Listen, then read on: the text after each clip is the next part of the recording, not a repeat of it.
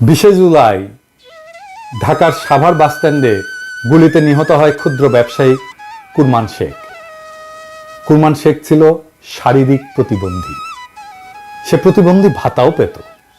কালুখালীর Ratandia rail লাইনের পাশে জরাজীর্ণ টিনের ঘর ছাড়া তার কোনো সম্পদ নাই। 1.5 দশক ধরে ঢাকার সাভার বাসস্ট্যান্ডে একটা ছোট্ট ঘরে দৈনিক ভাড়া ভিত্তিতে মুরগির ব্যবসা করতেন। সাভার মাছবাজারের পেছনে ভাড়া বাসায় স্ত্রী শিল্পী খাতুন, ছেলে রমজান শেখ এবং মেয়ে মিতু আক্তারকে নিয়ে বাস করতেন তিনি। দরিদ্র ছিলেন, কিন্তু সুখের সংসার ছিল। ছেলে রমজান শেখ জগন্নাথ বিশ্ববিদ্যালয়ের লোক প্রশাসন বিভাগের 4র্থ বর্ষে, মেয়ে মিতু আক্তার ইউরোপিয়ান ইউনিভার্সিটিতে BBA 1ম বর্ষে পড়াশোনা করতেন। সংঘর্ষের দিন সাভার এলাকায় অনেকের দেখাদেখি কুরমান শেখ দোকান খুলেছিলেন।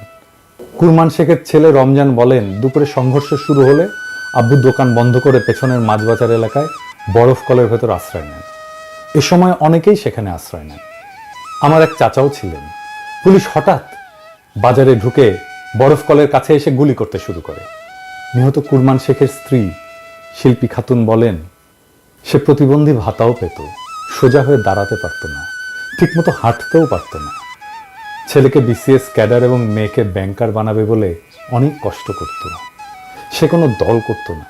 আমার স্বামী হাত জোর করে পুলিশের কাছে বলেছিল, স্যার আমি অসুস্থ, ব্যবসা করে খাই, আমারে গুলি কইরেন না।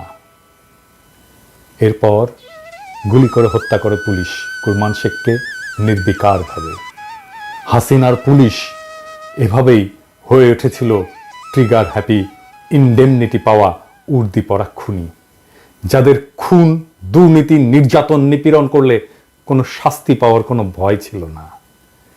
এই বিপ্লবের প্রথম প্রহরেই সেই পুলিশ নিদারুণভাবে কাপুরুষের মতো পরাস্ত হয়েছে সারা দেশে। এদের পান্ডারা হয়েছে পলাতক।